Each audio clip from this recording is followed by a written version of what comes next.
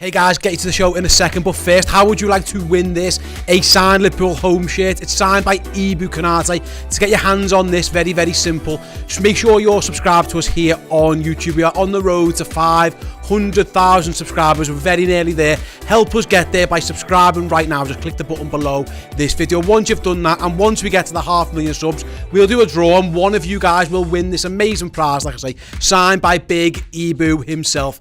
Right, let's get on with the show.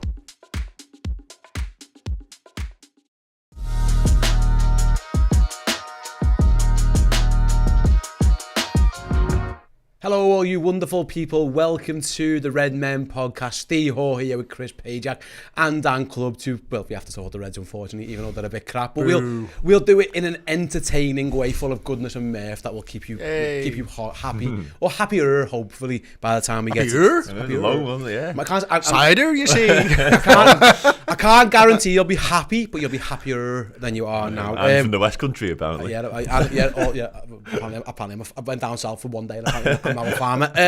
We're going to be talking about. You went to London. What the fuck? I went through some fields and shit. Anyway, we're going to do what we can talk. What we're going to talk about. Well, what we can do to fix the issues, or what we think Liverpool needs to fix what's going on. It's happened. We know we're a bit crap. What can we do to make it better between now and the World Cup? And then later on, we're going to talk about Roberto Firmino, his contact. Said that. I even said that. Yeah, that was so weird. Roberto. I got stuck between Bobby and Roberto. We're going to talk about Roberto Firmino, his contract situation, how he's playing this season, and all that. But first, just a couple of quick notes on us. We are on the road to 500,000 subs here on YouTube. So if you're watching this live with us now, please do click that subscribe button. If you're watching this later on YouTube, again, do the same. And if you listen to this as a podcast, if you can do us a favour, head on over to youtube.com/the Redmen TV and subscribe and help us get towards that 500k margin. As a competition prize for doing so, as a little thank you for all you wonderful YouTube subscribers, when we hit that famous landmark, we'll give away that signed Ibu Konate shirt that if you're watching on YouTube, you probably saw at the start of the show. So yeah, loads going on. It's a really nice landmark for the channel, isn't it, Chris? So it'll be nice when we can get there. Yeah, it's a long road to 500k. It's been a while. Yeah, we went off down the back ways a little bit, but listen, it's fine. We're all good. Through a few fields and shit. Maybe we're all talked out like that when we get there. Fucking Harry Enfield. Fucking hell. Yeah, before we get into like what the fuck we can do to fix Liverpool's massive issues. Kevin over there. And Roberto Firmino.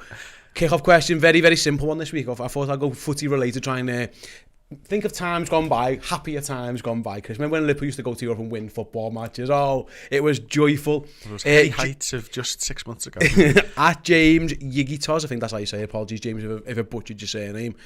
Very, very simple. What's your favourite ground to go to away in Europe, Chris?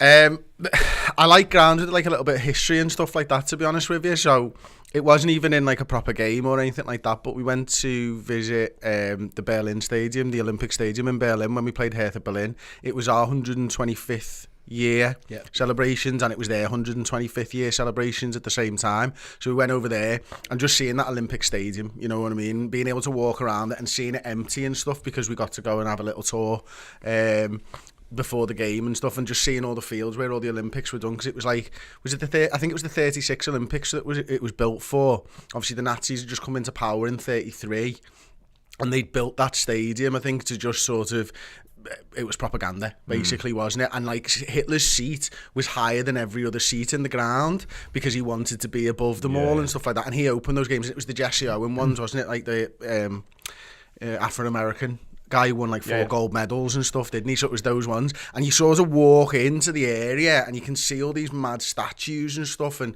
the end of the pillars that used to be, and other pillars that are all around the ground, and you can just sort of feel the history almost washing over you and stuff. So like that for me was just like, wow, this is like amazing, because I love the new stadiums. Like we were talking just before we came on air about Tottenham Hotspur Stadium. I think that's brilliant, but I much prefer the old school stadiums that have been there for years and years and years, because you can feel everything that sort of happened in them.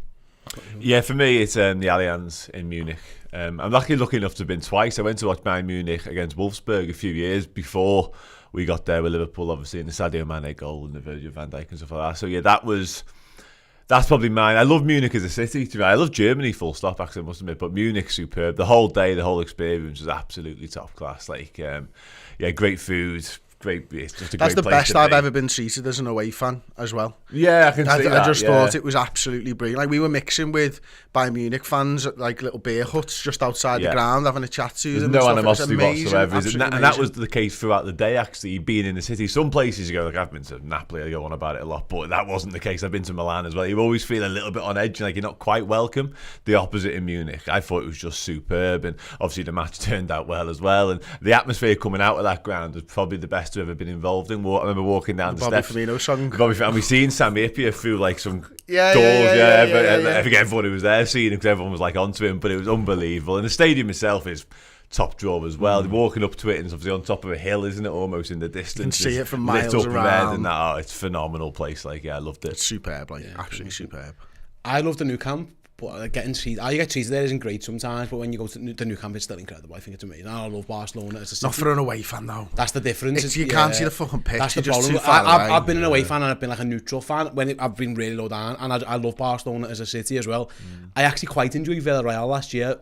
In a different way. It was very intimate and very small, but again, you go behind like a glass thing, and I wish that wasn't there. It'd have been amazing, because you could see how like their fans were going mad, but you couldn't really hear it well. It was almost in front of you. So yeah, Germany often is the West in terms of like how you get treated. Brilliant. So it really does. But yeah, I went to the Bernabeu and watched us win. That was incredible. Absolutely incredible, and the views there are better, so I'll probably end up going with that one again. You're not treated amazingly well by Spanish and the Spanish police, I'll give you that, but yeah, watching Liverpool win in the Bernabeu was something like very few. And then the other one, years ago, I went to Celtic Park as a Liverpool fan. That was awesome. And you did get treated nice, like again, mixing around Glasgow and stuff, there was not really much animosity. The police were relatively alright, from what I remember. I was only young, but I remember like that one as well. So they're the ones I'm going to go for. But yeah, really good question, so thanks very much to James for that one. Right, lads, I've put it off long enough, so I'm going to put off even a little bit longer. I'm going to talk about what we can do to get all this fixed and get people back on track between now and, like I say, before that World Cup break, we play Southampton on November 12th. But before we do that, let us go and get our heads together, go and get mentally prepared for this big conversation by letting you guys know about this month's competition prize over on Redmen Plus. So yeah, we'll be back after this quick message with how the hell Liverpool can get out of this big old hole that they dug for themselves. See you in a sec. Hey, you! Do you like amazing signed Liverpool gear to put on your wall and make yourself look really cool? Then we've got you covered. If you join Redmen Plus as a Club Legend subscriber, we've got an amazing competition prize this month. It is a signed Liverpool home 2013-14 shirt, vintage, signed by Liverpool fullback Glenn Johnson. Yes, every month we have incredible signed prizes and other amazing things to give away to our Club Legend subscribers. They also get access to our Discord. They get first access to Redmen Live show tickets. They get free merchandise and a whole host of extra bonus perks, as well as the incredible content we deliver on a daily, weekly, monthly, yearly basis. So head over to redmenplus.com, either join as a Club Legend, or if you're a club captain, upgrade your subscription to be automatically entered into the draw for that incredible signed Liverpool shirt.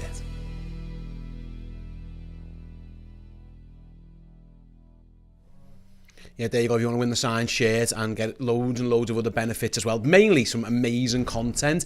If you need cheering up over on redmenplus.com, we've got you covered. Like I say, it isn't the easiest time to be motivated and happy with the Reds. So come on over, come and join the community. We'll put our arms around each other. We'll get ourselves together and we'll regroup over on redmenplus.com. If you're in the Discord chat, get in there and, like I say, chat it out. Use the Facebook group if you're a subscriber as well. So there's tons going on, and like I say, we've got some amazing content to hopefully cheer you up, because at the moment the lads on the pitch aren't doing that for us. They're making it worse, if anything else, so we might as well talk about that right now, Chris. I've wrote on the agenda Liverpool are in a right old pickle, and I think that might be putting it mildly, but what's happened. We are where we are now. We've got the injuries, we've got the form we're in. Jurgen's pretty much said the other day, we're not in the title race. No shit, we're not in the title race. This season now is about maybe trying to win a trophy if you can, and making sure you're in the Champions League next season. I think we'd all agree that's where things have got to very, very quickly. Tons has gone wrong, and the reasons for that are plentiful.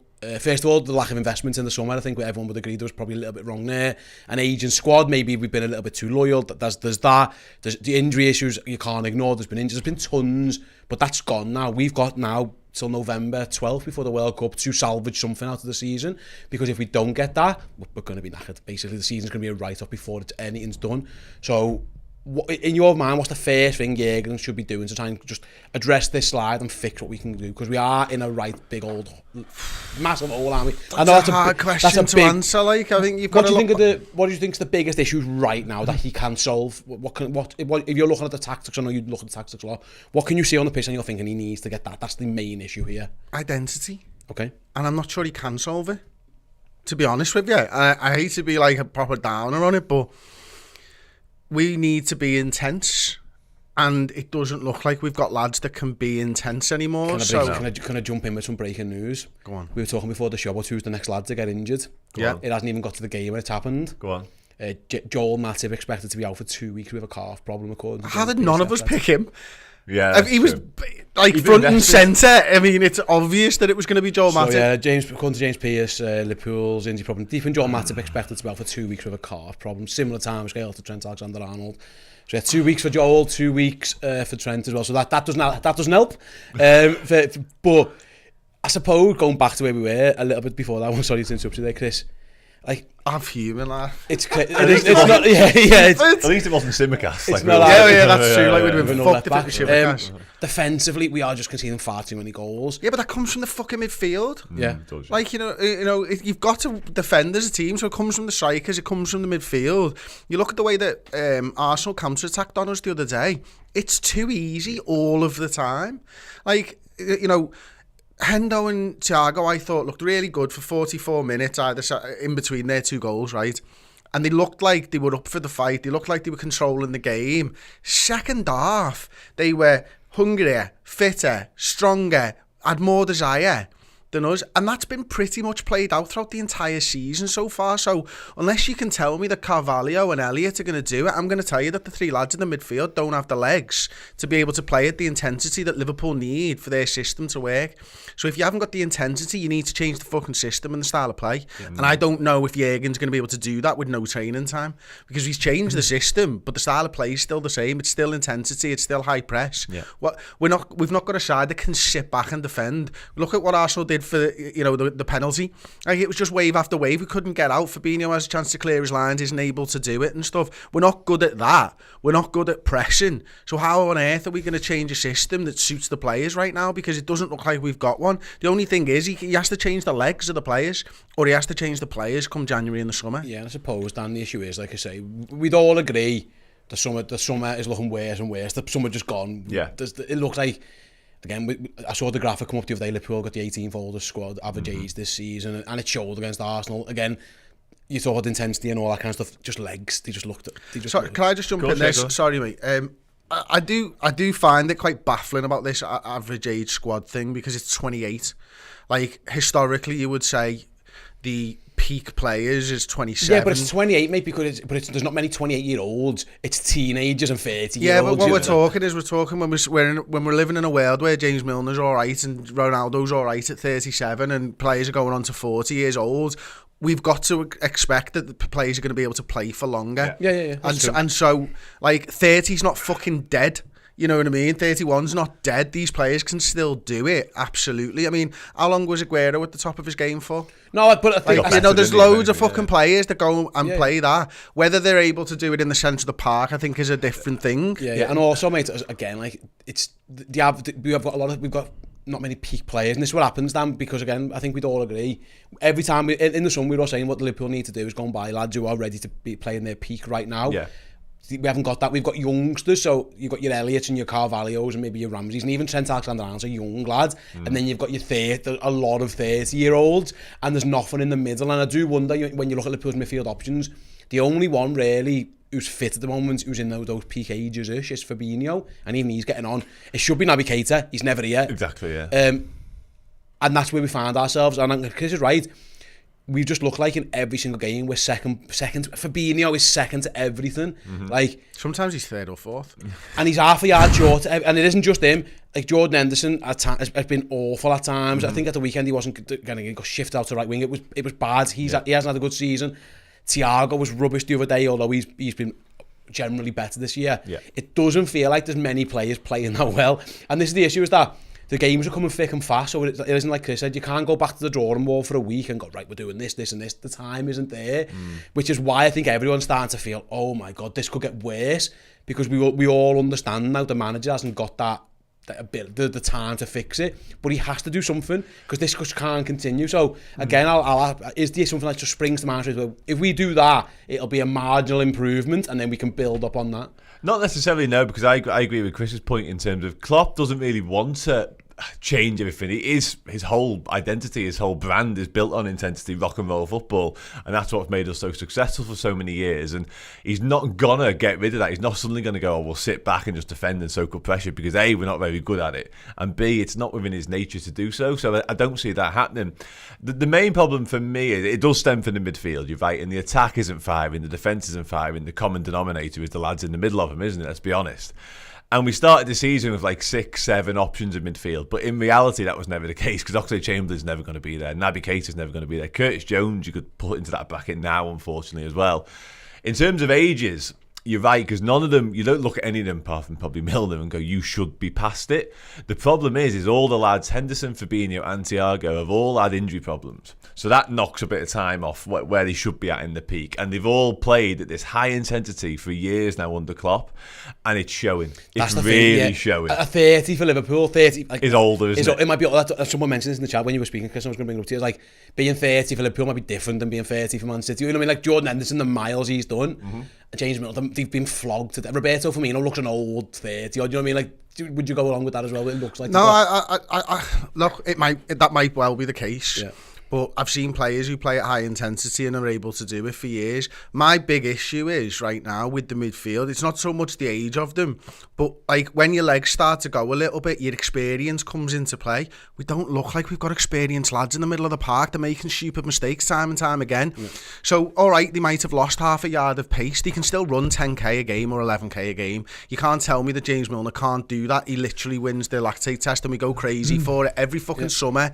About him winning the lactate test at 35 years old, his capacity for fucking running, and how he changes that in his body. So that for me is a crock of shit. But when the lads are not using their experience in game, that's when I'm starting to worry. Because how'd you concede in the first minute and how'd you concede in the 45th minute? It's fucking stupid that you've got all experienced players on the pitch, and yet every lad went fucking bombing forwards for the fucking free kick. We're 4-on-3, you know, down in that counter-attack situation. That can't be happening, and not right before half-time like that. But you are dead right. But the only thing I would say on that is the lads who we talk about, your Hendersons, your Thiagos of this world, probably can still do it. I'm just not sure they can do it. Exactly. I'm not sure they can do it regularly and all the time, and the options to rotate them just aren't there anymore. Like, we can't turn to Keita and go on, you give him half an hour. We're asking them to do it time and time again, and I think that's the problem. In one-off games, they can. We've seen it at the start of the season, Community Shield. Brilliant, we look boss. Straight away, we go into like an intense run of fixtures, and we're just not capable of that intensity and that's anymore. The problem, isn't it? And the way that Jürgen, for me, changed to the two-man midfield, I liked it against Rangers, I really did. But you've essentially just got rid of Carvalho and Elliott as midfield options. Yeah. And that, for me, was a little bit baffling, to be honest, because you've then left yourself with three lads to play two positions who, Henderson, Thiago, Fabinho, you've got concerns over them all. Yeah. Which is a bit mad to me. And also, like, you know, why does every team go to three at the back? Because the centre halves are shit. Well, we've got a three-man midfield that's not dominating games, and we went to a two-man midfield. Like, come on. No, you're right, yeah. You're mad. Yeah. It's interesting. Fucking put an extra one in the middle if you want, mate. I'm fine with that. Yeah. No, I said something similar from the Emirates yesterday, Sunday, because it felt like last week after the Rangers game, we changed formation and we won, and everyone was like, oh, here we go, this is it, the whole new dawn, we're going to be sound now. But it turns out it's not just a slight formation change, there's more to it. There's something more underlying, and there's bigger problems than that. There's like, I think it is a bit of a mentality thing. To concede again in the first minute of a footy match is ludicrous. And then to concede on the back of that right before half time, having got into the game, is just mental to me. Like somebody should be saying, sorry, go on. No, that's great. And I'm with you. They're the problems. So how do you fix that? Right. Because everyone's... What are you asking a fat kid how to fix a fucking football team? But, you know, come on, man. No, again, because the worry is, I'm looking last and when everyone's on about, like, you know, the summer and the ownership, and they should have spent. I think everyone would agree that things haven't gone right. The makeup of the squad, just for whatever reason, it feels like we've gone a little bit over the hill with it now, and maybe it was FSG should have spent more money, definitely. Jürgen might have been a bit too loyal to certain players. Yeah. I think you can combine both of them. I don't think his team selections have been... I don't think his subs have worked. Subs haven't worked. Like, everything's like we are in a bit of a pickle here, like I say, to put it mildly, Chris. But that was... I was thinking, for example, just something to throw out there, is that I don't think, and I might be wrong on this, Trent not playing for 2 weeks is the worst thing for Liverpool. If it means that we have a centre-half playing right back just for a little bit. Long term, I don't think that's sustainable. If Liverpool want to go on and win trophy after trophy after trophy, I don't think you can get by with playing a centre-back at right back all the time, because you're not going to score enough goals. But while we are conceding so many, I don't think it's the worst thing in the world, provided he can stay fit, which is, again, Joe Gomez, that never guaranteed. That is one thing that might not be the worst problem, because I did think we looked a little bit more solid down that right-hand side in the second half against Arsenal, where Gomez was like, you know what, I'm just staying here. And we lost him in attack, because no one wanted to pass it to him when he got up there, and I got that. But we did look a bit more defensively, so that could be a tiny little thing just to put a bandage over the bleed right now, maybe. Yeah, no, that could definitely work. I think what Jürgen's tried to do by going to the 4-2-4 or the 4-2-3-1, whatever you want to call it, is I think he's trying to rely on a bit more flair from the good lads up front, and them to sort of try and almost win a game without having to use the entire system, as it were, without having to push Trent Alexander-Arnold higher. Costas doesn't quite get as high as Trent used to, etc., even though he's higher on the left than he was before. I think the injury to Diaz has really sort of taken the wheels off that one. Yeah. You know, that just makes it almost impossible, because now you've got essentially just 4 lads for 4 positions again. Firmino, Salah, Jota and Nunes. And that makes there's literally no one to come in. I don't know where Carvalho is. I'd like to see him more in those wing places. I personally think Harvey looks more of a midfielder now than a winger. So you've got a potential of Carvalho coming in and spelling them for games. But what that means is, with the Diaz injury, that he's got to change his plan again. And I don't know where he goes to next. The logical thing for me is you bring Harvey Elliott and Carvalho back into the fold, and you go into a 3-man midfield again. And if you're going to play Gomez on the right, you ask for that creativity to come from the right-hand side from Harvey Elliott in the 8, because Gomez isn't going to get forward quite as much as Trent Alexander-Arnold. So it makes sense to put Harvey over there with a Thiago or and a Fabinho or a Henderson playing in the 6, where I think he's actually better now, and probably our best option in the 6, Hendo. At the moment. Yeah, because Fabinho, we've gone back to the Fabinho thing. Ultimately, we've got to get Salah involved in the games. Yeah. That's where it comes down to. We've got to get Salah involved in shooting at the goal. Because he's actually really good at it. I don't know whether you know, he's been top scorer quite a few times in the league. This is the thing, Dan. It feels to me, I wouldn't even be averse to going, you know what, Mo, get up front. Give us a Mo. Just go up front. Go and play centre forward. Because for whatever reason now, our best chances are falling to everybody else. And Mo Salah's XG, for example, is like fuck all. Every single game, he's the best finisher we've had for years. Honestly, he's up there with the greatest this club's ever had. His record speaks for itself, and yet we've moved him further away from... Mo Salah's never been someone for me who's like constantly involved in a game, build up. You can get away with only scoring 5 goals, you know, whatever, because he's always... No, he's not that at all. He's the opposite. He's a moments player. You don't... Oh my God, Mo Salah's good. It feels... I wouldn't be adverse to getting Mo Salah up front somehow. I don't know how you go about doing that. Is it Jota goes right, maybe, or... I don't know. Harvey Elliott there. With the Luis Diaz injury, really throws that one, a spanner into that one, because, like I say, fucking... Well, Jota's going to be on the left, you'd imagine, isn't it? That seems like the natural thing to happen. But yeah, I think getting Salah, whether it be moving him central is the option or getting him more involved in the game, is probably more important, I'd say. And I think we've got shied away from that a little bit. I think when Klopp obviously brought Nunes in, we knew there was going to be a tweak, and I think he's tried to make it all work naturally, and it hasn't quite clicked. And I think maybe now for a few weeks we need to go, you know what, let's kind of shy away from that and just get Salah more involved, get him more touches and get him more central. Like you say, I don't think he goes up front. I don't think he can because of the Diaz thing. Harvey Elliott on the wing doesn't work for me. He's not quick enough. He hasn't got... We can't go from Diaz to Elliott. You could go Carvalho. Yeah, you could. Carvalho and then put Jota on the right wing. I'm thinking last year, because he goes with Sadio up front, and he's forced into that because, again, there was injuries and issues around it. But then, and he scored loads of goals. And when everyone come back, he stuck with Sadio up front. He went with the You can still play Salah on the right hand side if you want to. You've just got to change his position again, because, you know, he played on the right hand side last year and the year before, but he was in the box. Now he's played on the right hand side. I don't think you move him because of the options that you've got. When you've got Nunes, when you've got Bobby Firmino, they're your central guys. Okay. And Jota's your left hand side or central. When Diaz is available, he's not, so he's on the left hand side for me. Is there a theory, Chris, that having Joe Gomez makes that easier to say to Mo Salah, actually you get him, because you mentioned if Harvey Elliott goes right, he can provide you width. If Mo Salah goes narrow, it's Harvey Elliott. Yeah, and because Gomez is naturally not going to come inside the way that Trent's been coming inside and taking up in the half space, which leaves more space inside for Salah to go into if he's going down the right-hand side. Gomez is quite a good crosser of the ball. Gomez does like to get forward and use his pace to burst past someone, but it's touchline, exactly. It's very old-fashioned right-back, which is... Again, that's what Salah might need right now. You know what I mean? I'd also start looking at trying to get, that ball over the top to Salah. Like, 3 years ago, Trent's outball was always just Salah over the top, and it become intricate, and we play through the middle a lot more, and occasionally he goes back to it. Just get him in a foot race with the fullback, and it's frustrating at times, Salah, because he loses quite a lot of them, but he'll get past once or twice and he'll get a shot off, and that's probably enough what Liverpool need right now. What can we do about centre back? We've just lost another one. So we're down. And if Gomez is going right back, we're back to where we were last year, Dan, at the end of, or early on, is that Trent's out, Gomez is your right back, and one of your centre halves is injured. We've only got two. So for the next couple of weeks, it's the Ibu and Virgil show, and I think it's fair to say Virgil isn't having a good season. Kanate's just coming back. Maybe he provides that spark in the centre half that maybe livens things up. Yeah. Because again, it's all systematic, and there's lots going on. But Liverpool couldn't have to with the centre halves, like doing a bit more at times to make it less easy to score goals against us. Perhaps the return of Ibu Konate helps that. I mean, fingers crossed. That's where we're at now. He's definitely playing. Yeah, he's 100% playing. Yeah, we're lucky he's back fit, by the way. Otherwise, we'd be in Calvin Ramsey would be playing right back for 2 weeks, wouldn't he? Yeah, perhaps. Yeah, and he's thrown into the deep end, isn't he? Kick the ball, yeah. City as well to come. So we're lucky Konate's here. And Konate was superb last season. We've said it all before. He played in the biggest games in the Champions League final, City away and stuff like that. So he's man of the match probably for us in the final, wasn't he? Probably. Yeah. So there's no doubt about it. He's got the ability, and bringing him back, it might just freshen things up.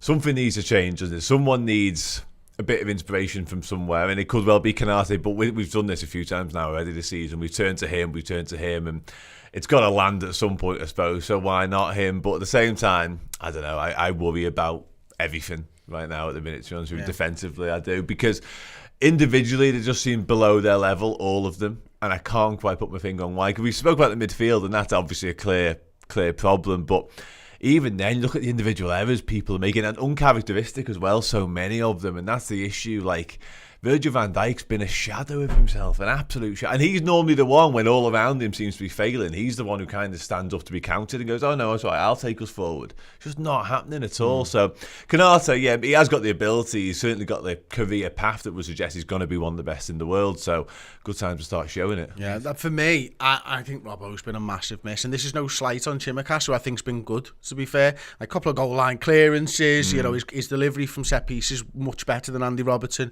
I put him on a par with Trent, if not maybe slightly more dangerous at times. Corners are superb, but we are massively missing Andy Robertson in the final third. Not the Andy Robertson who's shooting at the back stick. We're not missing that. Nobody misses Andy Robertson shooting at the back stick. I'm not suggesting that for a moment, but having that ability, like, it feels like Costas gets into all the same positions, but it kind of just peters out, and you know what I mean? It's just like, ball's back inside. Whereas Robbo gets that ball into the middle quick, early at times. I think we're really missing him, and I think he holds everyone to a higher standard. I think, when we're talking about the desire of Liverpool players, that he would still be there showing that desire week in, week out, and trying to raise the level as a captain. He's not the captain at Liverpool, but he is a captain in the side. Suppose, Dan, like I say, I mean, who knows, because again, Liverpool have been reluctant to spend money. I think it's fair to say the ownership have been reluctant to spend money, which is an issue that needs solving. He probably at some point need to go and put their hands in the pocket, because there's a lot of players who need to go and be replaced if you want to get the age down of the squad, and it could be that they did it last January. They went and got Luis Diaz. They have to do something in January. They absolutely have to. That's what I'm saying. It feels to me like we just need to get to the end of November, hopefully still in the Champions League, get out of this group. The cup, whatever happens in the League Cup, gives whatever happens there. Yeah. But in the Premier League, be not out of a top 4 race, which is mad. That's where we are now. Yeah. And then there's going to have to be some money spent. Even if it's 1 or 2, just to do something. Because it feels to me like all the eggs were in the Jude Bellingham basket once they didn't get Chouameni or Lima. So they waited. It feels to me like if you wait too... First of all, if you're not in the Champions League next year, all the best. You're out the race anyway. All the best getting Jude Bellingham. This will come next year. And Andy Apper said that in a super chat. We're going to need to replace most of our midfield next summer. If we can't get Champions League, they will really struggle. It feels to me like if they weren't planning to invest in January, what, like someone's got to be knocking on a door, Jurgen's got to be banging the door down, or FSG have got to be coming to him and saying, we can't afford not to be in the Champions League, here's 50-60 million for go and get yourself a midfielder or whatever now, because without it, it's going to cost us, it's going to be horrendous. If Liverpool are playing Europa League footy next year, it's a fucking shambles. Yeah, it is, and obviously compared to where we've been as well, we were on the cusp of winning absolutely everything. It's a free Champions League finals. And that too, but also, as you rightly say or allude to, like FSG know how important Champions League football is for their own sake, you know what I mean, in terms of the money they're looking to bring in, because it's a money spinner, isn't it, quite frankly. We've seen clubs strive to get there because of how much you get on the back of it. So yeah, I think FSG, they are very reluctant to spend money full stop in many senses, but at the same time, when we have needed to do something in January, we have done, like, our hand was forced a bit with the Luis Diaz thing, obviously, because Tottenham was sort of sniffing around, weren't they? So that made us. But I agree, I think, like Klopp or whoever else, Julian Ward is now, needs to be going there and saying, listen, we need to resolve this. I mean, they tried to resolve the midfield thing with Arta, but it hasn't really worked, you'd have to say already, wouldn't you, I suppose, you know what I mean? Because, well, no. Dan, that really, take the word really out of that sentence. It hasn't worked. I've always reluctant. I'm not really, I've got really less here. Oh, you're fucking bored, lad. I'm reluctant to call it out because injury is a bit unfortunate, or is that just poor because you sound like you have to kick the ball for 6 months. It's like an injury when he starts kicking a ball. It's unfortunate, but it hasn't worked. It hasn't worked. Yeah. So anyway, it needs resolving in January, is the point, because you're right. I think Champions League is an absolute necessity, whichever way we want to get there. But at the same time, if you're really sort of rose-tinted glasses on it, then this reset opportunity we have with the World Cup, which is unprecedented, we've never seen this before, a World Cup in the middle of the season, could be literally exactly what we need. But you've got to get there within You've got to get there in touching distance. Of course you have. Yeah, in the top 4 race we still need to be in it, which right now looks a bit unlikely the way we're playing.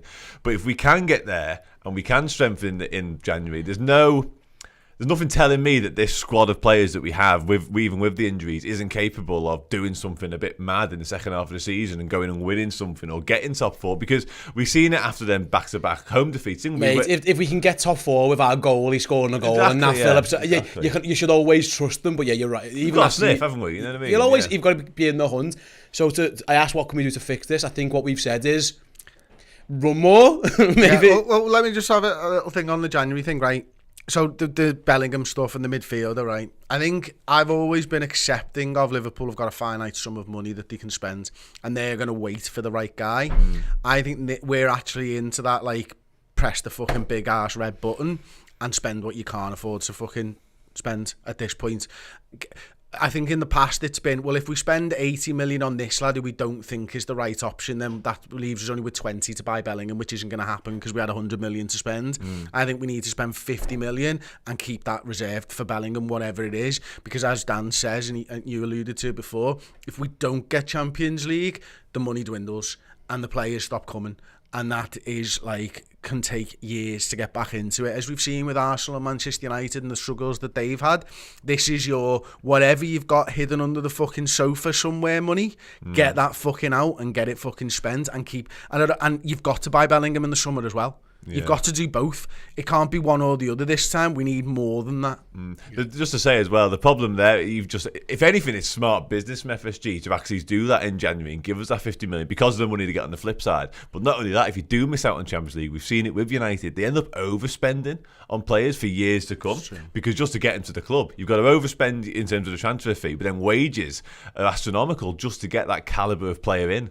No, you're right, mate. Yeah, so to fix it before January. If we get to January and hopefully, like I say, FSG or whoever's in charge of the money gets their hands in the pocket and does something, like I think we'd all agree, but we've got to get there first, and you've got to be within touching distance, like I say, because who's going to join you in January? You're thinking, I want to play Champions League next year. That who knows? But so the intensity needs. You're right. We getting Mo Salah closer to goal, however you can do it. I think we'd agree with that. I know it's easy to say, but maybe a bit of fresh legs on the right-hand side of the defence, because the right-hand side's been an issue. If Gomez and Konate can shore that up, what it does, Chris, is I'd like some professional pride in defending. Yeah, and give you know what I mean? Like those lads that, like, when they used to fucking celebrate getting a clean sheet, when you were 4-0 up, I want some of that. I want someone who cares about fucking keeping a clean sheet. Every team who walks into other than Glasgow Rangers for some mad reason, by the way, everyone's gone, playing Liverpool, let's go and attack down their right, our left. Rangers decided to go the other way, and we saw what happens, they got nothing out of that. I suppose, just to tie about on this, is that if, again, it's forced changes. This isn't something Jurgen particularly wanted to do, but he's now going to have to play Gomez and Konate there for a couple of weeks at least, by all accounts. He's got the option of Milner and Ramsey, but I don't see that happening straight away. At least now, if those two play well, at least the line of attack, because the option to do something different, it isn't easy. I'll just put it over there, and when we'll score, like everyone's been doing, make them go and do something else, and that could help, I suppose, is what we're thinking. Rangers ain't going to be the fucking acid test there, is it, in any way, shape or form? You know, Manchester City's the test, and the Premier League games are the test that aren't against probably one of the best sides in the world right now. You know, ultimately we're miles off it, miles off Manchester City, miles and miles and miles off them at the moment. So that ain't going to be the test either. We need to find someone who's fucking in the Premier League, who's around where we are, which is loads of teams, because we're 10th, and we need to start pulling our finger out against those lads and making it our business to beat them.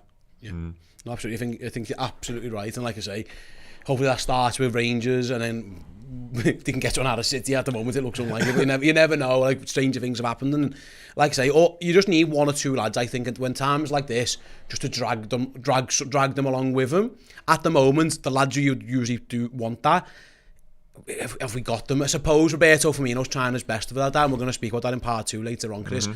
It might just be like Mo Salah, mate, we've give you 300 grand a week and we are in the fucking shit. Yeah, Virgil, you're meant to be the best defender in the world, mate. Jürgen might need to go to them too and go, we need yous. Yeah, we might need some help off the refs as well, you know. And someone said, Shai said this to me yesterday, actually. I thought it was a really interesting point. When you're playing well and you're really good, you get over referees' decisions. Yeah. But like when you're not playing well, those referee decisions affect the results. Like, you know what I mean? Like that penalty at the weekend. I can't get over how you're legally allowed to shoulder barge someone and knock them through the fucking hoarding, and yet you can't touch them on the leg in the penalty area. Like, I know shoulder barge is allowed, right? But surely shoulder barging someone sick into fucking next week is worse than the handball's worse as well, mate. Well, we got one with a massive shoulder barge on Luis Diaz, didn't we, in the Arsenal game, I think it was? And it's nothing. You've knocked him over. And that's not allowed. That's allowed, sorry, but this little tiny touch on his legs, nonsense. Yeah, and the handball decision that Liverpool didn't get, but then Newcastle get one against them. The talk about the offside thing. The referee decisions do affect you when you're not playing well. You can't get over them. I always feel like you're good enough to get over them and past them. When you're playing shitty, like, luck seems to go against you. You know what I mean? Like, you might get away with it. But just so you don't notice it when you're playing well, because it doesn't matter, because you're 3-0 up. Yeah. So like, you just instantly forget about it because you've just won the game. And the talk about the VAR, if that, I think it was the ESPN report, and maybe Saka was in a blind spot or something. Maybe. Nonsense. Apparently he was. 5 cameras, none of them pointing at him, so they had to stay with the decision on I like the field. I like that. It's horrible. Arsenal fan on the camera go like that with his lens. Fucking prick. Absolutely. But like I say, you do need that little bit of luck, and that's what I'm saying. I'm open. If I was Jürgen, I think I'd be rallying I'd be going to Virgil and Mo Salah and go, listen, you're the best 2 players of this club. You've been the best 2 players here for 5 years.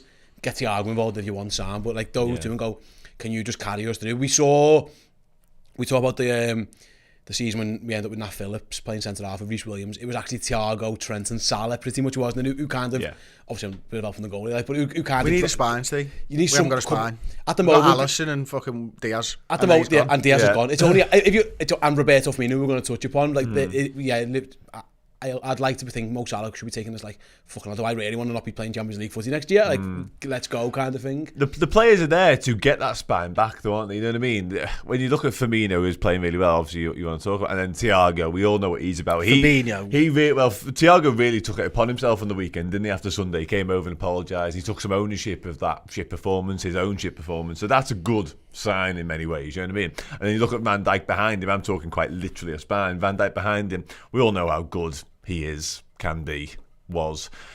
And then Alisson. Obviously. Alisson's one who I'd probably keep out of this entire conversation.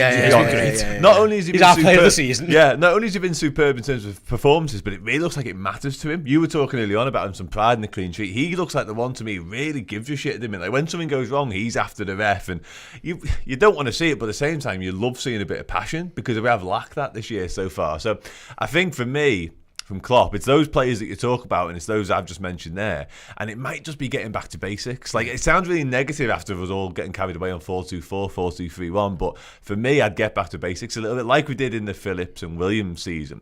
It was like, right, this is what we've got now. These are the lads. We need to keep it simple, do what we do best, get the ball to Salah, Virgil, you kick it away, and let's play footy from there. Yeah, fingers crossed Liverpool can turn it around. Danny M in the Discord said maybe the inhalers have finally stopped working after all this time. And we've had a super chat from Jay with his 9.99, says Klopp's history is no good after 6 years and it's being proven again. So this is a narrative that's been spoken about the old. Yeah, but he's never done 8. That's true. Find out. Let's figure out. Let's go together. Maybe he has been a bit too loyal, but who knows? But like I say, we've got. It's a really small sample size there. It's one game. Like it's one other club. Yeah. Well, look. What about the fucking 18 years that he was really good out of those 20 that have been played? Yeah. It did happen. It happened once in Dortmund. Like, you're right. No, I agree. Yeah, it's not. So yeah, I'm not having that one at all. Right then, lads, we'll move on. So we kind of think we've solved Liverpool's problems. There you go, Jürgen. Get Salah. I'm so glad that he never said that he said right at the end there at the beginning, because that would have been a really short segment. Get Salah up front. Get Van Dijk to clear the ball. Van Dijk to welly it over. Well, you don't go too soon with that sort of stuff. Mic drop. We've got your source. End the segment. Hurry up, Steve. Let's get on to the next one. Let's do it then. Let's go on to who knows wins then, because speaking of losers, me, you and Paul last week were equal losers. I was 331st. Yeah. Out of how many? Did you win any money? I didn't lose any. I did actually. Anyway, what metal is that? So you got gold, silver, bronze. What did you get the 331st? Wood. Not a metal, but it's shit. We all got 6 points last week, so no one's going to wear the hat because we're all equally losers. So we'll carry on over the Who Knows Nothing hats on next week. But yeah, we're going to be sponsored by our friends Who Knows Wins for the entire season. You can check out the games this week. Is it still the MAGA cap? It is. Can we change the colour of that fucking cap? No. I just don't like the fact that it looks like a MAGA cap. That's kind of why it's a really, really big punishment to get it as well. Not only is it nothing, it also looks a little bit like Donald Trump's hat. But anyway, the guys over at Who Knows Wins have boxed off this year. We've got redmen.whoknowswins.com for you guys to go and play along with. And yeah, do come and join us. Last week, we didn't do a particularly great job. This week, we are playing in there's 2 leagues Someone to play won $5,500 last week on it off a fiver. Crazy stuff. They got 10. They got 10 out of 10 and walked away with £5,500. And you win money for all kinds of, don't you? Like 9s, 8s, I think 7s even won money this time around. But imagine getting 10 out of 10 and winning $5,500 off a fiver. Yeah, that is fucking Happy ridiculous. Christmas. And fair play to the person who did get that win, yeah, like I say. So yeah, we this week we're actually changing things up. Usually we play in the Saturday Pick 10 League, but because obviously it's our own version of the app now, we can do what we want. We get to pick what games we play, and we get all that kind of stuff. We've got the Sunday Pick 10 League that we're going to be playing in, and also we've got the Game Day Manchester City special to play in as well. I was going to bring it up on the screen, but I feel like we're having some tech issues. So what we're going to do, we're going to just let me have a little reset. Yeah, you have a little go trying to get that fixed for me, Chris, while I talk through it. So yeah, if you've never played Who Knows Wins before, essentially you get 10 things that you've got to pick correctly, whether it's game results of a weekend, whether it's certain things happening within matches, all that kind of stuff. This week, like I say, we'll be picking 10 games that happen on Sunday, win, draw or loss, and the same again for the Manchester City game. If we can't get them, I can read them out. So I've got them on my screen here, so I can tell you exactly what's going to be on them, Chris. So if you can't get them on there at the moment, with the NDI being a little bit of a... Have we got it? Oh, nice one. Look at this. Chris and Si to the rescue. Are we good? I can even bring it up on the screen. Right, Si, can you get it for me? Drum roll, please, for the... All right, we haven't got it. It's fine. Don't worry, we'll crack on. It looks a bit rubbish. Let's have a little go then. Here we go. Let's have a little look. Here we go. We got it. There we go. That was seamless. This is the Sunday Pick 10 League that we will be playing in. Me, Chris and Paul. So come and join us for that one. That went seamlessly well. We've got Villa versus Chelsea. We've got Lazio versus Udinese. Leeds v Arsenal. Man United v Newcastle. Southampton v West Ham. Oh, El Clasico. Madrid v Barca. I didn't know that was this weekend. We've got Liverpool versus City as well. The classic, yeah. Napoli versus Bologna, Verona versus Milan, PSG versus Marseille, another big game there as well. So yeah, we'll be playing in that one with us. And also, I'm going to go back up here now, just let you see this one as well, which is a pretty cool game that we've got. Mention what the specific game day ones. Here we go. We've got Liverpool versus Manchester City. Full-time results, both teams to score yes or no, over 2.5 goals, yes or no. The first half results, who's going to be winning at half-time? Will Liverpool take over 3.5 corners? Will Liverpool have over 2.5 cards? City over 1.5 cards, over 6.5 corners, and Erling Haaland to score any time. Thanks very much to the guys at Who Knows Wins for making that one. I might be pressing yes on that. I might press yes on that bottom one straight away because the likelihood is that he will be getting involved. So yeah, they might rest him against us. Yeah, you've got bigger fish to fry. Play him against Copenhagen. Yeah, rest him against them. We'll put Erling out for the big Copenhagen clash and just we'll rest him. We can beat Liverpool without him. We'll throw Alvarez or whoever up front. Yeah, Cole Palmer. You can tell we're not in a good mood about the footy. Absolutely not. So yeah, if you want to get involved, it's redmen.whoknowswins.com, where you click the link on the YouTube description below. If you, between now and we've got a couple of weeks, we're running a competition as well for if you play the game, if you screenshot your ticket or your guesses, tweet at Who Knows Wins and at the Redmen TV as well. We'll be giving away a PlayStation 5 and also some copies of FIFA 23 as well. So we're running that for the next couple of weeks. So like I say, get yourselves involved. Try and beat us. It won't be hard because we've got absolutely zilch points. But yeah, congratulations. Basically, like one person last week got all 10 right and won $5.5 grand.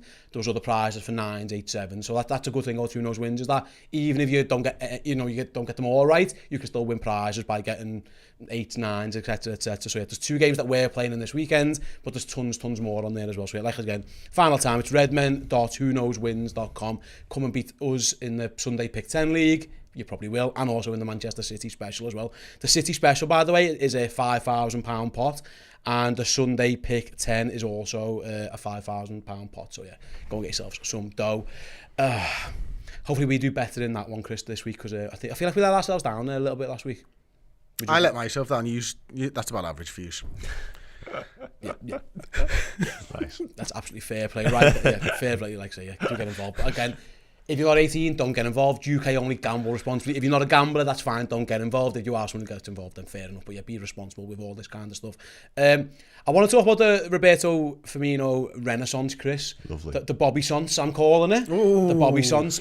TM. One of the very, very few positives from Liverpool this season, and there have been very, very few. One's the Brazilian lad in goal, and one's the Brazilian lad up front, I think it's fair to say. Maybe this is World Cup related. He did get himself back in the Brazil squad at the last international break. He's obviously in the last year of his contract now, so he's playing for a move. That might all be involved in this as well. The fact that he didn't play a lot of footy last summer, it might just be that he's really good, and he was just being flogged to death for a few weeks. But I suppose that is...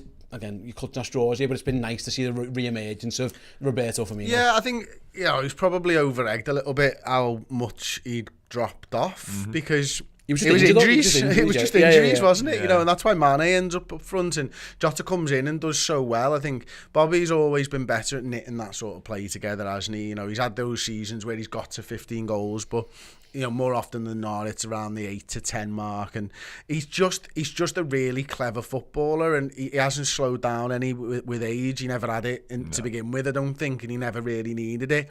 And he's one of those players where, I talked about the experience of the lads in the middle of the park and it going missing. It doesn't, to me, Dan, look like his experience, he's using it. Use it wisely. Yeah, no, I agree. Yeah, and that's what makes him so brilliant. We've always sort of lauded him for his intelligence as a footballer, and that's where his genius is, quite frankly, because he never had that pace. He doesn't need to lose it. You know what I mean? He's a different role, isn't he, than anybody else, and he does knit things together so well. And it's interesting to sort of pinpoint why he's been so good in terms of what is it, but I think you're right, Chris. I don't think it's a case of a renaissance as lovely as Bobby Sons was. I don't think he ever really lost it. I think it was just we got not carried away, but we got very excited about Jota, and obviously Mane then comes in and does the central role, and we all go with that, and we think, Bobby might be done here, but he's not. He never has been. He's superb. So again, you say that, but like last season, he got 20 games, and still his goal scored record last season was decent for 20 games. He scored 11 goals. You know what I mean? But the year before it was 36 games, and that's when he only got 9. And I think that's when everyone was like, so maybe this actually happened 2 years ago. But the injuries last year, where we hardly seen him, kind of put it in a bit of perspective, Chris. But like I say, this season so far, he's played 11 games in total. He has played, he's 11 games in total. He scored 6 goals and he's got 3 assists. I tell a lie. Last year it was 20 league appearances, about it was 35 in all comps. But this year, like I say, 11 games, 6 goals, 3 assists, and he has played well. That's forget the numbers. He's just looked a little bit more like Roberto Firmino. Again, we talked about before about needing our big players to stand up. It looks like one of them who is doing that is Roberto Firmino, and it, like Dan says, it isn't just the goal. It's the time things together to play. Is it? We've all been saying like about getting Mo Salah up front, and Darwin Núñez. Can we get the big £80 million striker firing? Is it? It could be an option. Just go Roberto Firmino. You're our main striker. Go and carry on what you're doing, because at least we can kind of bank on you. Yeah, it's whether you're playing the short game or the long game, innit? You know what I mean? And like, I wouldn't be surprised if Klopp did play a little bit of the short game. I think he has to be honest. Yeah, because of where we are in the league and getting Champions League, which we've already spoken about on this show. So, I don't know. I think, like, sometimes it's difficult to judge a player. I mean, we were so used to seeing Mane and Bobby and Salah for so long. And I think over the course of the maybe 4 years that they were together and probably the best front three in world football, I think it's fair to say that opposition managers recognised that Bobby Firmino was just as much of a threat and would have a game plan specifically for how you deal with Bobby Firmino as ever. Now, I think maybe with the signing of Jota and with the signing of Diaz, are opposition managers really thinking Bobby's a threat? Is he the 4th threat? Is he the 3rd threat? He's not number 1 or 2. So while he's been able to get that little bit of freedom, he's been able to make it work a little bit more. I think, with Salah and Diaz on either side, you've kind of got to make a plan for those two and how you're going to defend. And Bobby's so clever, he can just find that space and work off what the opposition team are doing. So I'd be comfortable with Bobby in the 9 still, certainly his moving finishing, forward. I think his finishing looks good. Yeah, his movement looks good. That goal the other day was the run was brilliant. Yeah. The fact that he managed to have time to look up before he even controlled the ball. So he's watching the ball, he looks up, he relocates the ball and he touches it before he finishes it. That's fucking next level shit. Like really next level shit. So I think long term Liverpool need to get Núñez firing. I really do. That doesn't necessarily mean that Bobby comes out of the team. Play them both. If he sticks with 4, he's got the option. And he's out of contract in the summer, and we spoke earlier about maybe Jurgen's been a bit too loyal to players.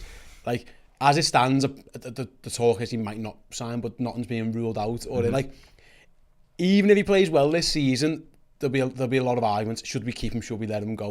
Let this be his swan song. He had a good season, but he's going to go. A little bit like Gini Wijnaldum in that extent, really. Gini had a good final season. As it stands right now, it looks like they probably could have done with keeping him. I know he's injured at the moment, but he had a broken leg, and he wasn't exactly pulling up trees in Paris before the move to Italy, so maybe not. But it's going to be interesting if Roberto Firmino ends this season with, I'm just looking at his goals. Could be 15 goals. Well, as it stands out, like I say, he's on he's played 11 games and he's on 6. We scored him 1 and 2. If he plays 40 games and gets 20 goals, and then you're just going to go bye to Roberto Firmino. But there's an argument to be made. Actually, that's probably the best thing to do, because again, we're talking about evolution. Yeah. We've just signed a record striker who we need to get going. Again, this could be the first time where we really test this whole thing of the loyalty thing and what's right for the club and what's not. Because by all accounts, this might be conjecture, but it was Jurgen who kind of pushed for the Jordan Henderson extension a little bit, wasn't it? There was talk that he was actually one pushing for Gini, and he couldn't get the numbers right, but. Yeah.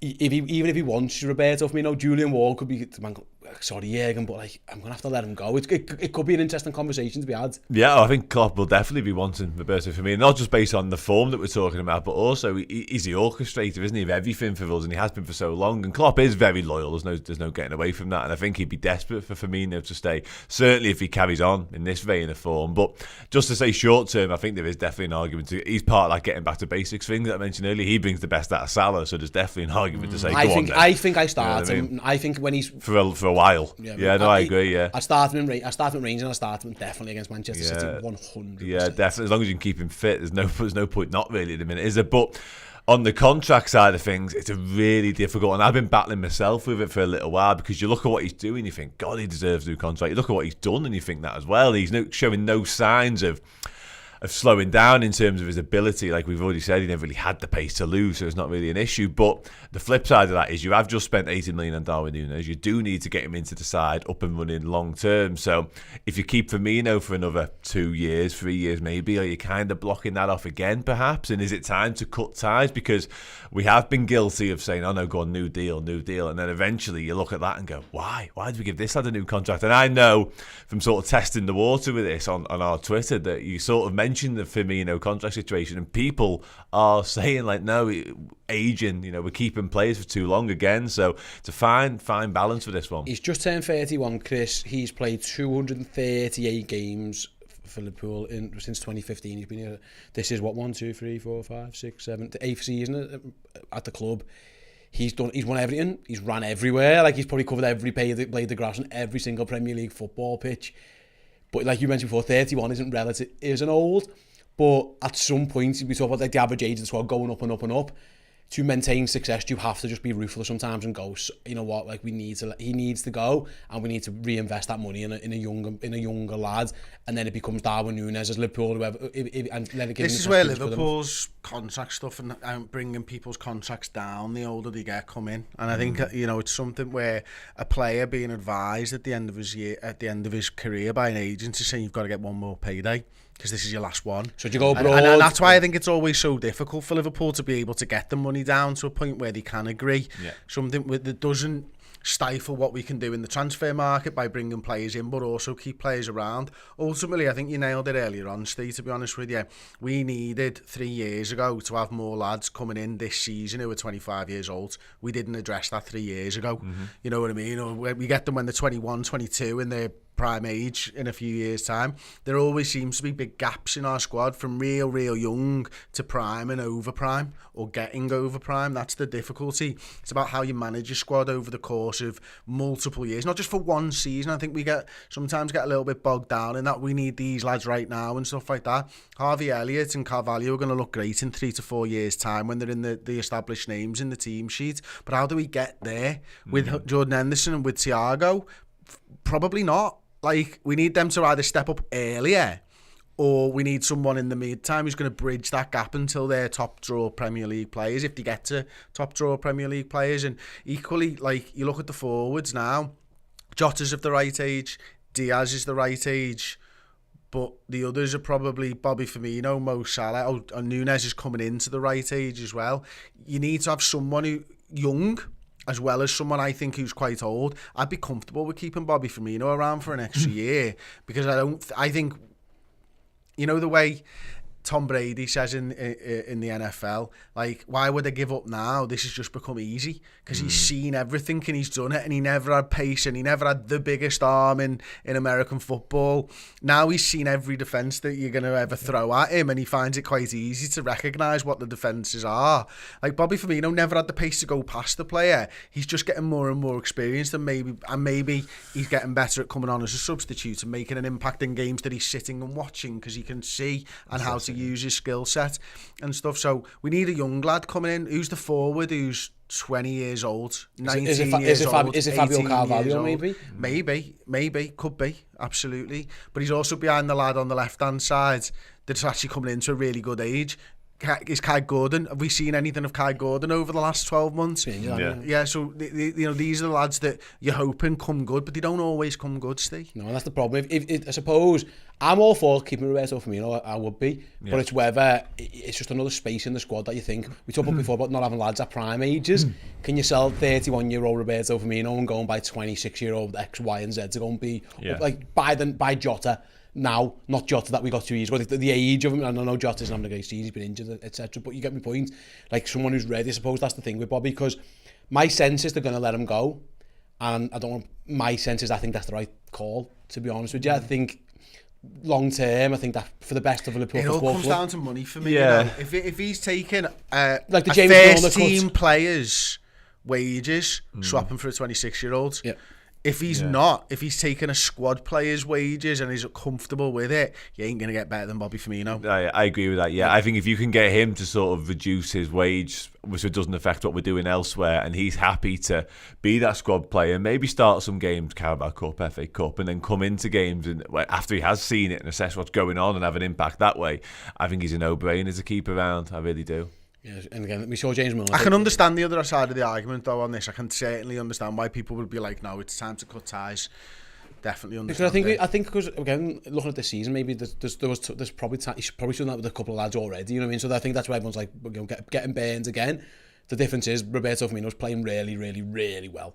Like if this is a sustained season thing, I don't think he'll get to April and people will be desperate for him to go. I mean, I think everyone will be like, yeah, fair enough, I understand it, but he's got to maintain his form and stay fit. And he hasn't been able to do that, Dan. That's the problem. No, he hasn't, yeah. And the injuries have kind of curtailed our sort of thoughts on him, because we all love him to pieces for lots of reasons, but you're right, there was a time about 12 months ago where we all kind of thought he might be done here. Because of the emergence of Jota and his injuries were happening at the same time, we thought this could be the end of Firmino as we know him, but it's a difficult one. I think if he does carry on this form or anything sort of like this form, I think it's going to be hard to ignore. He really is. But I get the flip side like you do, Chris. I think it's a danger one, because if you give him the new deal and you say, oh, do you know what, you've earned this, you've been brilliant for the club for X amount of years, you've had a superb season, you've stayed injury free, you know what's going to happen. You're going to give him the new deal and he's going to pick up an injury, isn't he, 2 weeks later? And it's a hard balance to sort of strike, it really is. But like I said, if you could get him on reduced terms and he's happy with a squad role, I would be very willing to keep him, especially if you did sign another young striker. And Nunes is going to learn off Firmino. You know what I mean? Jota's probably still learning off Firmino, particularly if he wants to play centrally. So younger players will learn off someone like him who's seen it all before. Yeah, just quickly as well, Steve. I think, when managers are at their absolute peak and when clubs are at their absolute peak, I think they recognise when players are going to fall off a cliff, don't they? And I think it's one of the hardest jobs in the world in that regard, is knowing when to cut ties with the player. I think back to my youth and Alex Ferguson and him just seeming to know exactly when the time was to get rid of those players. Do you really think that Liverpool have kept someone way past their fucking bedtime? Yeah. Who? Henderson. Yeah. So I'm quite. I think that's quite interesting, because I think he's the best six at the football club right now. Okay, this is my point on the Henderson thing. I've got no issue with Jordan. I think he should be a squad player by now, by not backfilling Jordan Henderson and by not backfilling James Milner. They're playing too much. If Roberto Firmino, so Liverpool have never kept anyone right now way past the bedtime. It's hard. I think Milner's, you can probably argue it. Yeah. But that's the thing. The Firmino. Because my point here is the two lads that we've kind of got rid of in Mane and Wijnaldum have had real struggles. So actually, when it looks like from the outside looking in and forgetting what's happening right now, because I think it is a bit mad at the moment. Yeah. Liverpool might be 2-0 on this. Yeah, and both of them.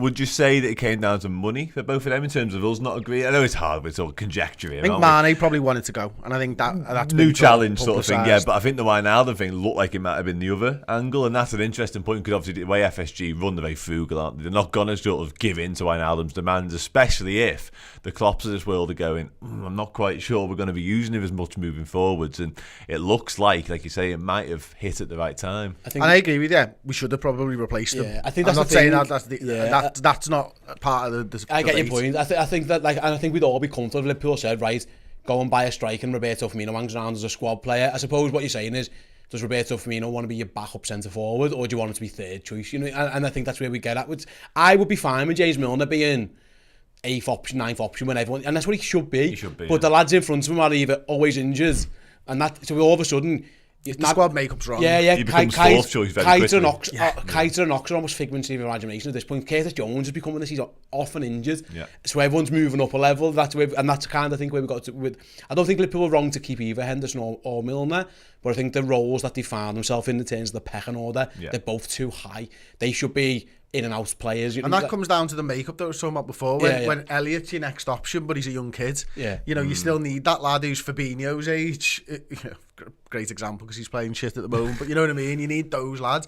And that's where it's not just planning for 1 year, it's planning for multiple years. And I think that right now seems to be where we're struggling with our squad makeup. I actually think Klopp's loyalty isn't about sort of keeping players beyond their peak. I think it's more of an injury thing. He doesn't seem to see injuries to me. I know that sounds absolutely stupid to say, but you know when he talks in pre-season about his midfield, because he gets asked the question all the time, it happened this summer, it's like, do you think you need a midfield? He's like, oh no, we've got XYZ, and then we've got Keita, Ox and Curtis Jones. And I'm sat there thinking, you can't count them.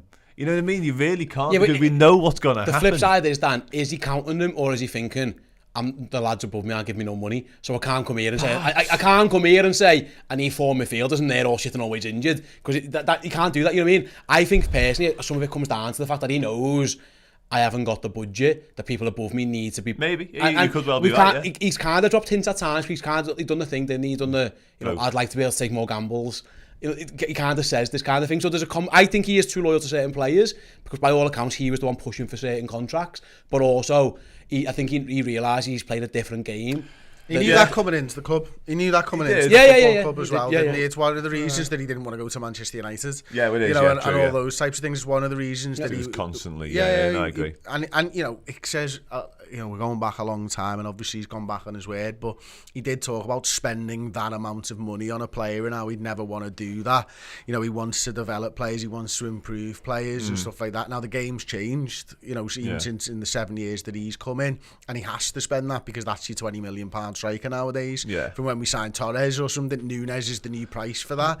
But I think ultimately he still wants to be a football coach, and he still wants to improve players, and he still can improve players even when they're not playing very well. And that's the thing that we've got to hope, that the coach cop comes out over the next few weeks. Going back to the first segment, how do we improve it? Good coaching is probably the start. Yeah, good coaching. And I think it's fair to say the whole football club from top to bottom just needs to pull the finger out. Maybe everyone got a bit too complacent. I mean, like the FSG and the ownership should have spent more. Jürgen maybe should have been a bit more ruthless with certain players. His decision making hasn't been great this year. I think he'd be looking at himself the same way as well. Like everyone just feels like they've dropped off a level, and like it might hopefully then this is just a reset. And it hopefully because we are feeling a bit low about it. It could be like you said, Liverpool are capable at some point of going on a run and putting it together. But I'd like to think that this is a wake-up call for everybody, not to sleep on your laurels, because a team shouldn't get to within 20 minutes of winning everything and then all of a sudden fall off a cliff. Something hasn't gone quite right. Yeah, well, maybe that's part of the problem, because we were on the verge of sort of immortality, weren't we, just a few months ago? And I think everyone at the club might be thinking, God, we're half untouchable here. You know what I mean? So why would including the ownership? Even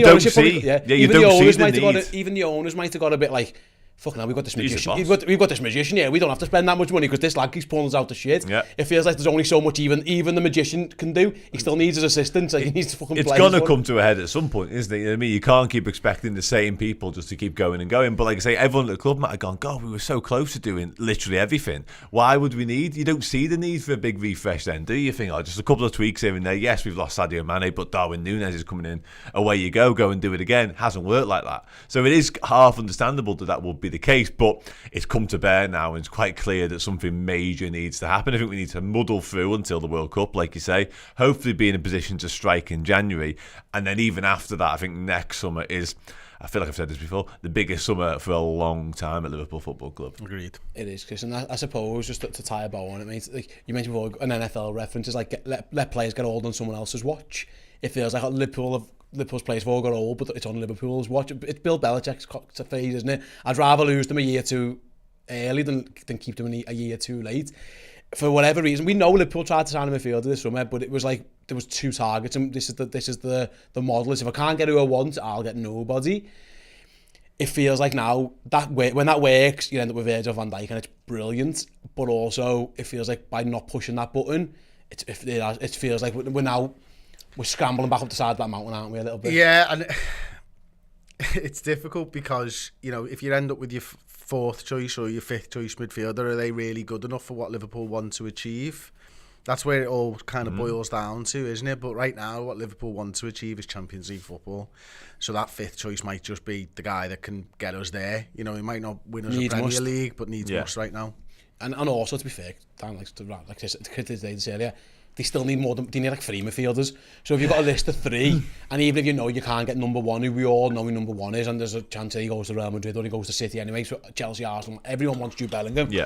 But if you've got, Liverpool need to have a list of 3 or 4 lads, and if they can't, they might not be able to get number 1 in January, but even if you just get number 3 and 4 boxed, or 3 or 4, and then you get to the summer, because again, we are at a point now, because everyone has got older today there, there's going to be drastic change at some point, and drastic change is hard. You're better doing what you did with Diaz. Our drastic change of losing Sadio became a bit easier because we'd already had Diaz for 6 months. Doing it all in one hit is hard. So again, that's why January could be, but again, you've got to get there, and someone's got to be convincing FSG to get the fucking hands out of the pockets as well. Yeah, 100%. But like you say, I think if you do it incrementally and you were to make 1 or 2, even just a 1 would do in January. If you bring 1 of your new midfielders in, you go, like, you've got 6 months now to bed in. It does make the summer easier when Keita and probably Ox inevitably do leave, and who knows what happens with James Milner again this time around. So there's 3 at minimum you're looking to replace, and we need to replace him. But I mean, Elliott and Carvalho are both probably going to end up being midfielders. Carvalho maybe not, but there's 2 that will be involved in this conversation. But there's no getting away from it now. We can't look from within anymore. There needs to be drastic changes, and I still believe we can get Champions League football, which would be huge for what we want to do. Just because the levels of consistency required to win the league are ridiculous. We've seen that before, but the levels of consistency required to get top 4 aren't. You know what I mean? I think we're still capable of that, especially just if we need do. to start winning games. We do get 1 or 2 in January. That'd be really good. It's usually the answer. Yeah, I'd like to win some football matches. That's that one. Yeah, let's not start concede in the first 58 seconds. Jesus. Would be let's lovely. start with that. We've got just a Discord one from Quadbot. Thanks very much, mate. It says here, the injuries have fucked us sideways and still are, because Keita and Ox taking places in the squad that they shouldn't be. And because the plan was always for Hendo to back up Fab, and he hasn't been able to do it. Which, yeah, the injuries have played the problem. I think Dan was right, though. Like, my God, Naby Keita and Alex Oxlade-Chamberlain are injured. Who would have saw that coming? Exactly. I think that's why it gets quite frustrating, because I think a lot of the I can't believe Matip's injured as well. Well, a lot of the problems. I can, you can. And that's the point. You can. A lot of the problems weren't that hard to see. You know what I mean? It was always if everything works well there, if everything works badly there, and we've veered down the left hand side path. But listen, it is what it is. We are where we are. Liverpool, like I say, starting with Glasgow Rangers this midweek, and then moving on forward. Just need to start get their arse back into gear. Hopefully, we've helped you be therapeutic of discussing the problems. What can be worked fixed. for me actually. Yesterday's final word did not feel like a cathartic experience for me, but this show has made me feel much better. Me too. And if you want I even feel like I finally got everything out that I needed to say. All said and done. If you guys want to get even more Redmen content, like I say, come and join redmenplus.com. Come and join us. We'll huddle together. We'll stay strong together, strengthen numbers and all that. Because listen, if you're sat on your own misery in the company of how miserable Liverpool are making you at the moment, at least come and be miserable with us. Misery loves company, and then we'll hopefully help cheer you up over on Redmen Plus. So I've got the Discord, got the Facebook group, we've got all kinds going on, and some non-specific match day content that can take your mind off the fact that the Reds are absolute bobbins at the moment. So we've got your code over on redmenplus.com. Yeah, guys, absolute pleasure. Thanks so much for that conversation. Thanks all you guys for watching or listening at home. Like I say, do go and check out redmen.whoknowswins.com if you want to get involved. 18 plus gamble away, all that kind of stuff. We are about to record the LFC draft as well. That will be on Redmen Plus later on. It is Chris versus Dan, selecting 11s each of players signed by Jurgen Klopp. Yeah, it's going to be interesting. Good luck to whoever gets the second goalie. There's him for you there. So yeah, come and join us over on Plus later for that one. Come and join us for some amazing content. We'll be back next week with the Redmen Podcast. Until then, I'll catch you all later. Take care. Hi everybody, thanks for watching the show. Hope you enjoyed it. If you did, make sure you give it a like on the way out. Did you know you could get some hoodies, t-shirts and any accessories from redmenmerch.com? So head on over there now and grab yourself something.